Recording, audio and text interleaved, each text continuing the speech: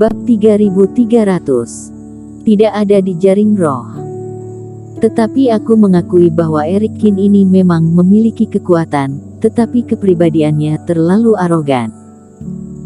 Dia berpikir bahwa satu orang akan dapat melawan seluruh keluarga Lee.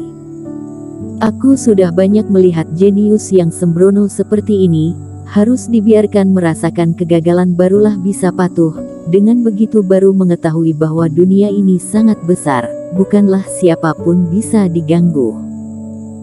Tapi jangan khawatir, tunggu dia minta ampun nanti, aku akan membiarkannya keluar. Kepala keluarga Lee berkata sambil mengelus jenggotnya. Baik Tuan Istana Bintang maupun tetua di sedikit tidak berdaya, tidak ada yang bisa mereka lakukan. Eric Kin yang membuat onar terlebih dahulu, tidak peduli karena alasan apapun, dia menghancurkan tanah leluhur orang, merupakan hal biasa jika kepala keluarga Lee marah. Dengan hanya menangkapnya dan tidak membahayakan nyawanya, mereka berdua juga tidak bisa mengatakan apa-apa. 4 penatua bergabung, jaring roh kunci langit ini juga menyusut. Situasi seperti ini di mana ruang hidup terus-menerus diperas dapat dengan mudah membuat orang yang terperangkap merasa tercekik dan ketakutan. Sekarang sebarkan kultivasi dan biarkan jaring roh mengikat, kami akan mengampunimu. Sesuai dengan maksud kepala keluarga Lee, keempat penatua itu berteriak. Kamu mau minta ampun tidak? Melihat jaring roh sedikit demi sedikit kehilangan respon, namun tidak ada yang menjawab, keempat orang itu terus mengecilkan jaring roh. Hingga hanya ada ruang tersisa untuk satu orang. Kali ini, keempat penatua itu mulai ragu-ragu. Anak ini, apakah dia yakin aku tidak berani membunuhnya? Kalau begitu Tuan Istana Bintang, Tetua Di, jangan bilang aku tidak memberi kalian muka. Aku harus memberinya pelajaran, kata kepala keluarga Lee dengan dingin. Meskipun sudah menjadi tahanan, tetap bersikeras dan tidak bersedia memohon ampun, ini bukanlah hebat tetapi tidak bijak. Begitu arogan, memang harus ditekan dengan keras. Saat berbicara, kepala keluarga Lee turun dan muncul di depan semua orang. Begitu dia mengangkat tangannya, reiki kepala keluarga Lee jatuh, dan jaring roh pun terus meremas. Bocah Kin, akui kekalahanmu, kamu tidak punya kesempatan untuk melarikan diri. Tetua Di juga muncul dan membujuk.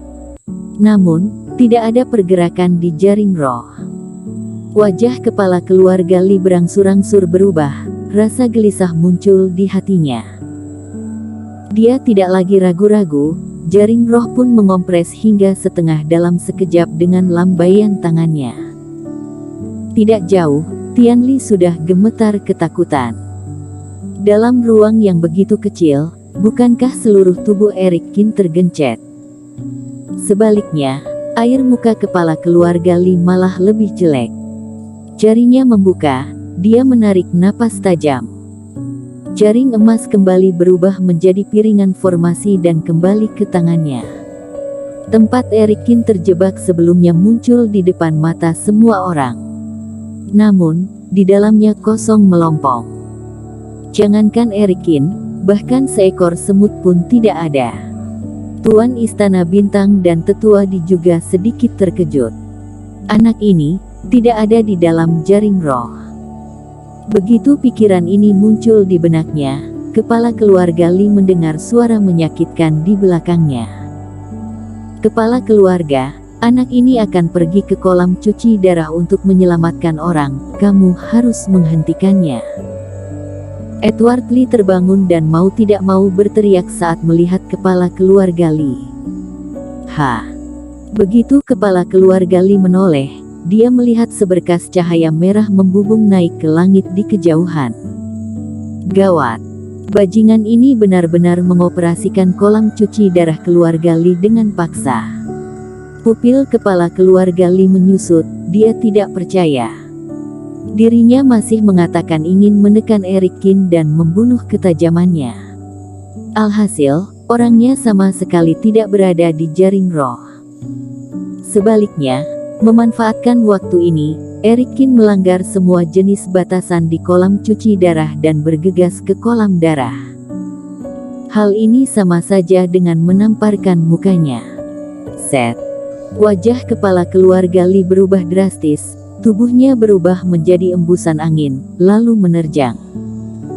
Keempat penatua itu sama-sama panik dan mengikuti dari dekat. Sialan, anak ini berhasil mengelabui kita semua. Tetua Di juga terkejut. Dia bahkan tidak tahu bagaimana Erikin bisa keluar dan bagaimana bisa sampai ke kolam cuci darah. Kolam cuci darah adalah sebuah kolam kecil berwarna merah.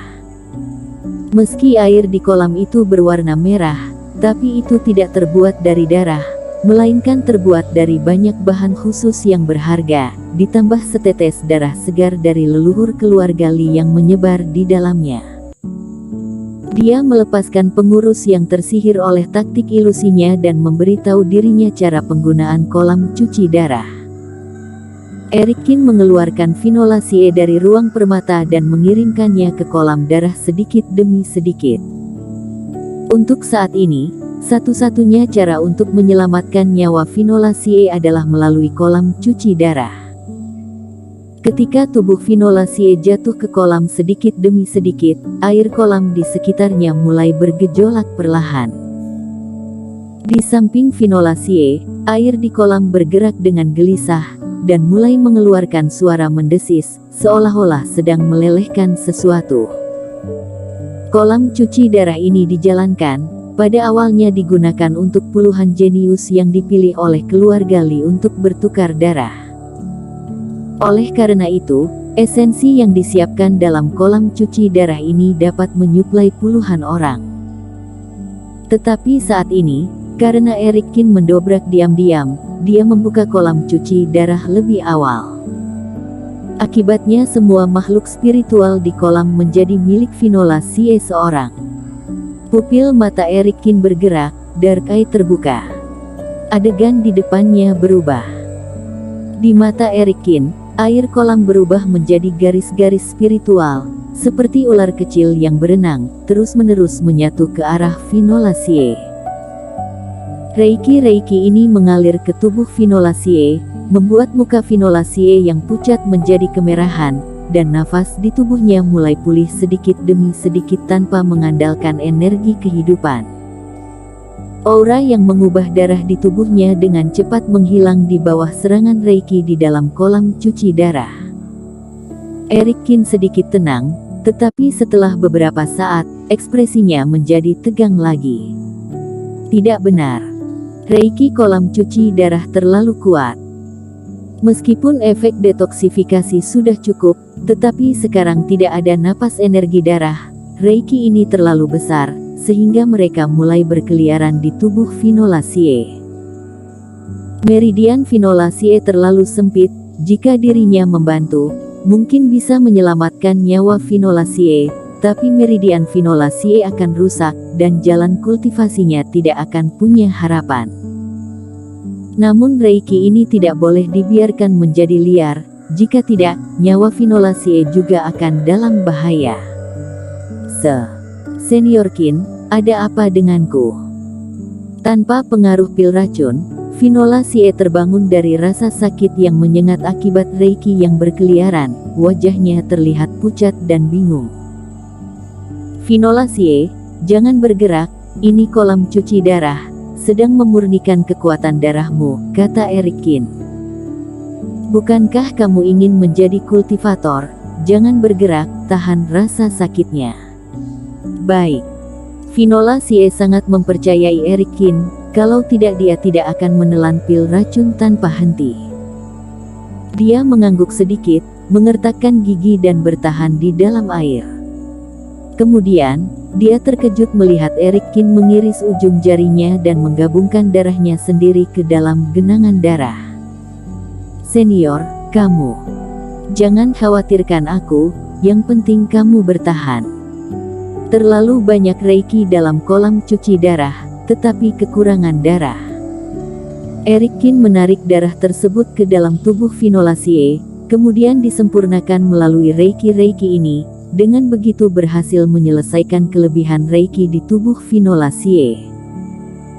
Meski begitu, penderitaan Reiki bukanlah sesuatu yang dapat Finola Xie lawan begitu saja hanya dengan ketekunan. Mukanya segera menjadi pucat, dahinya dipenuhi keringat, dan tubuhnya sedikit gemetar. Senior Qin, maafkan aku, sepertinya aku tidak bisa menahannya lagi. Tidak kuat pun harus tahan. Kamu mau jadi kultivator tidak? Semuanya akan baik-baik saja setelah melewati rintangan ini. Bersambung.